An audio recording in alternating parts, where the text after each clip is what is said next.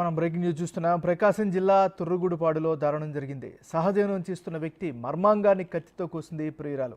బీహార్కి చెందిన విజయ్ యాదవ్ జీవన ఉపాధి కోసం తుర్రుగుడిపాడులో డైరీ ఫామ్లో పనిచేస్తున్నాడు.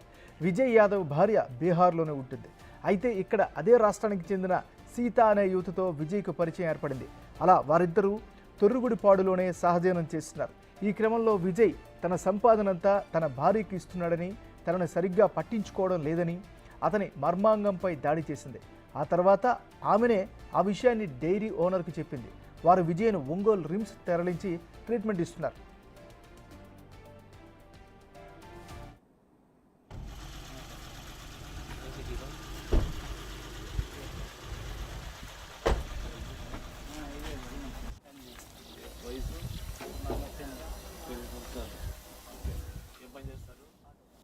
తారీఖున ఇక్కడ తరుగుడిపాడి గ్రామస్తుడైన మన మేడిపోయిన పొల్లయ్య గారి ఈ పశువుల షెడ్లో 4 నెలల నుంచి పనిచేస్తున్న విజయ్ కుమార్ యాదవ్, అతని రెండవ భార్య అయిన సీతాకుమారి, వీళ్ళిద్దరు కూడా పనిచేసుకుంటే ఇక్కడ ఉండేవాళ్ళు.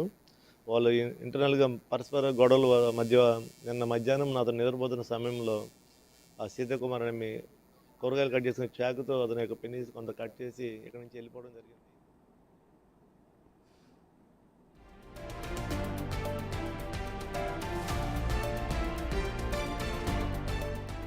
సీతను ఒంగోలులోని మహిళా సంరక్షణ కేంద్రానికి తరలించి కేసు నమోదు చేసి దర్యాప్తు చేస్తున్నట్లు చీమకుర్తి టౌన్ సిఐ సుబ్బారావు తెలిపారు.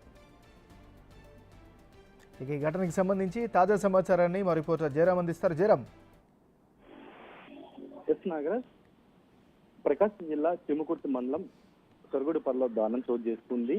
ఇక్కడ విజయ్ అనే యాదవ్ ఇటు బీహార్ రాష్ట్రానికి చెందినవాడు. అయితే ఈ విజయ్ 2 ఏళ్ల క్రితము ఈ తొరుగుడి గ్రామానికి వచ్చాడు ఇక్కడ జీవనోపాధి కోసం.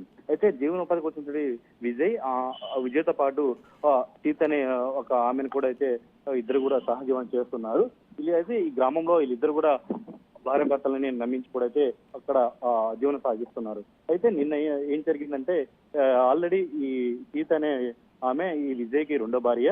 అంటే సంపద మొత్తం కూడా విజయ్ మొదటి భార్యకు ఇట ఎక్కువిస్తున్నాడు. ఈ 4 గోడ మీద కూడా ఈ సీత అయితే గొడవ పెట్టుకున్నది విజయ్తో. ఈ నేపథ్యంలో ఇద్దరి మధ్య ఆ గొడవ ఇటు స్థాయికి చేరింది. సీత పక్కన ఉంటే కత్తి తీసుకొని విజయ్ యొక్క మారుమంగళంపై కూడా అయితే దాడి చేసింది. ఈ నేపథ్యంలో కూడా విజయ్ అయితే తీవ్ర రక్తస్రావంతో తీవ్ర గాయాలతో అక్కడే ఇంట్లో పడ్డాడు. గమనించిన స్థానికులు ఒంగోలు రిమ్స్ కు తరలించారు. ఈ ఘటనపై చీమకుర్తి పోలీసులు కేసు నమోదు చేసి దర్యాప్తు చేస్తున్నారు. Thank you Jayaram.